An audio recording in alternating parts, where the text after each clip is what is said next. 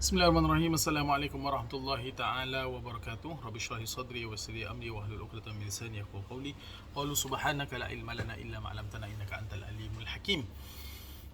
Qala Syekh Alif adamullah nafa'a bihi wa bikum fid dharain. Amin. Kita sambung dengan kitab indahnya Hidup Bersyariat, sesi yang ke-38 insya-Allah, tentang Rasul-Rasul Ulul Azmi. Telah kita habis tentang Nabi Muhammad SAW. Yang pertama tamat secara ringkas. Yang kedua ini kita akan masuk tentang Nabi Ibrahim AS.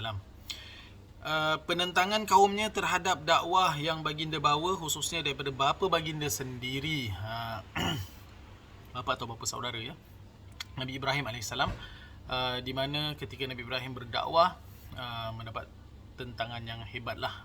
Mereka tak boleh terima lah.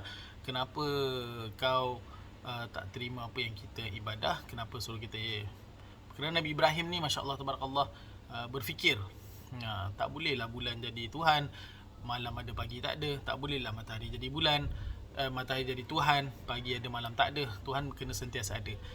Makanya diilhamkan, diwahyukan kepada Nabi Ibrahim AS adanya Allah Subhanahu Wa Taala. Kemudian tidak diterima apabila berdakwah tentang mereka yang menyembah berhala. Berhala kalau ada lalat pun tak boleh nak tak boleh nak halau lalat tersebut. Jadi logik, menggunakan logik dan sebagainya. Ada juga membina berhala, kemudian kalau menggunakan bahan makanan, ketika lapar makan Tuhan dia. Doesn't make sense lah. Wallahu ta'ala alam. Dihukum bunuh dengan kerana tak boleh diterima pula nak hukum bunuh, dicampakkan kepada api oleh Raja Namrud. Dengan izin Allah, api menjadi sejuk dan bagi kita selamat. Jadi kat sini saya sangat suka misal yang ini, di mana mereka membuat satu tempat untuk bakar yang dia punya asapnya begitu tinggi, maknanya apinya begitu besar sehingga bertingkatan. Kalau rumah flat ni tinggilah, tingkat 5, tingkat 6, maknanya apinya sangat besar untuk bakar Nabi Ibrahim, dicampakkan ke dalam. Tetapi dengan izin Allah SWT, disuruh api itu tidak membakar oleh Allah SWT, maka api itu tidak membakar Nabi Ibrahim AS. Jadi kita boleh lihat dekat sini, semuanya adalah dengan izin Allah SWT. Ya, Allah boleh menyuruh makhluk buat apa saja. Faham? Jadi whatever you are doing, kalau terjadi aksiden ini adalah dengan izin Allah SWT, untuk kita muhasabah dan kembali kepada Allah SWT. Kerana boleh saja Allah hentikan perkara-perkara itu yang kita rasa, mungkin kita rasa benda tu tak bagus, tapi di sisi Allah SWT ini yang terbaik, yang harus dikenakan, diujinya kepada anda, kerana hanya dengan cara ini awak akan kembali. Tapi kalau kita kisah Nabi Ibrahim AS ni adalah untuk, itu antara mukjizat Nabi Ibrahim AS untuk menunjukkan ini adalah seorang Nabi. Kalau nak bakar, tak boleh bakar api yang memanas, api yang membakar, tetapi tidak boleh melakukan pekerjaannya kecuali dengan izin Allah SWT. Jadi apa-apa yang kita rasa, perasaan, gedebak-gedebuk, benda yang ni semua adalah dengan izin Allah SWT. So that's why it is 101 akidah. Pentingnya untuk belajar, percaya, kenal, tahu, yakin siapa itu Tuhan kita yang kita sembah 5 kali sehari. That is very important, very crucial. Kalau kita tengok usuluddin, asal-asal agama yang perlu kita lalui dalam kehidupan kita. Dan ia akan juga membantu anak-anak kita dalam memahami dunia ini. Nak beli mainan tu tak ada. Kenapa tak ada? Apa? Rezeki. Tak ada rezeki. Kerana tahu kalau memang Allah takdirkan kita dapat, kita dapat. Tak ada masalah. Kerja kita sebagai hamba adalah ibadah dan juga usaha. Macam orang kata, kenapa takut virus? Patut takut Allah SWT. Tidak, kita tak takut virus. Kita diminta usaha menjaga diri dan menjauhkan diri daripada apa-apa dengan ilmu yang kita ada.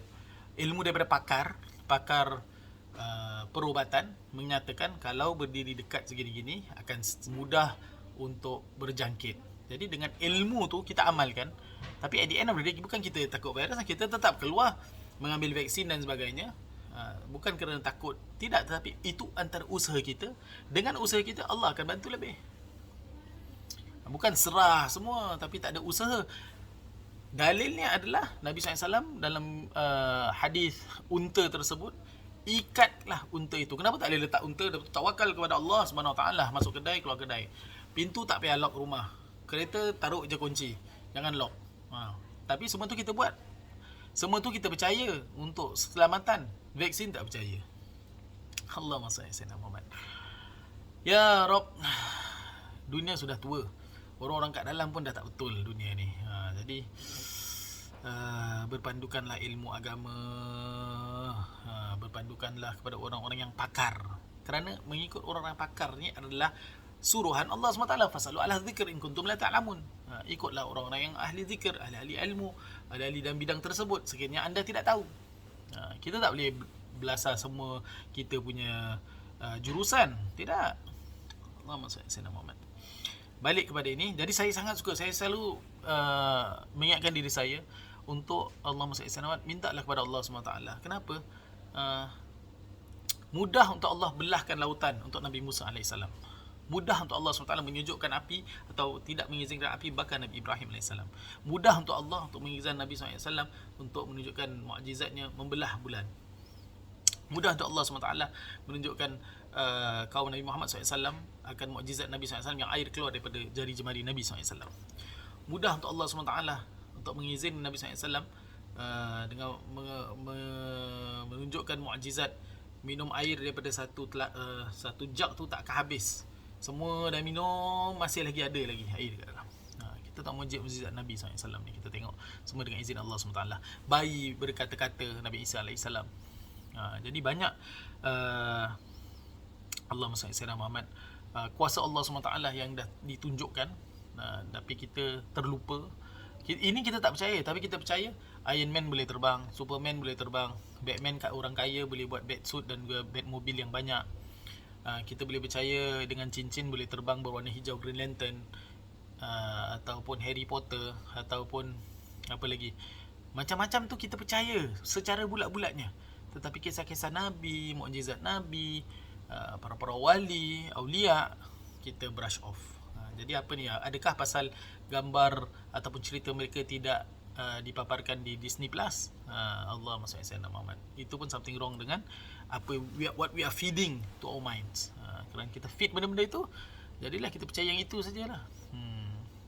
Jadi dalam kita memberikan anak-anak bag Iron Man, pencil box Spider-Man dan sebagainya, ingat, terangkan juga, berlaku adil lah, ceritalah, bacalah kisah-kisah para nabi, para wali-wali dan sebagainya kepada mereka juga, agar mereka boleh buat mereka lebih kuat akidah mereka kepada Allah Subhanahu Wa Taala. Okey. Dan juga apabila benda-benda ini berlaku, apakah dilakukan oleh Nabi Ibrahim AS? Nabi Ibrahim bila diuji dan sebagainya, tetap taat beribadah kepada Allah SWT. Jadi kuncinya, apa-apa ujian yang kita melalui, teruskan taat, teruskan beribadah kepada Allah SWT. Malah tingkatkan lagi ibadah kita. Ini peringatan saya kepada semua. Sebenarnya saya tengah ingatkan diri saya. Saya tengah tengok kamera ni. Saya tengok diri saya lah. Kebetulan rakam, kebetulan akan dikongsikan. Semoga manfaatnya. Baginda AS memperoleh anak Nabi Ismail apabila berkahwin dengan Hajar, Sayyidatina Hajar. Setelah sekian lama tidak dikurniakan anak bersama Sayyidatina Sarah. Kemudian Sayyidatina Sarah mendapat anak lelaki Nabi Ishaq. Tapi kalau kita ikut kisahnya, Nabi Ibrahim tunggu ada anak lelaki lama. Bila dah dapat, dia arahkan untuk tinggalkan dekat satu kawasan. Nabi tinggalkan kerana taat kepada Allah SWT. Kemudian apa jadi? Bila dah jumpa balik, diperintah untuk sembelih pula. Allahumma salli ala Sayyidina Muhammad. Apakah dilakukan oleh Nabi Ibrahim? Taat, terus taat.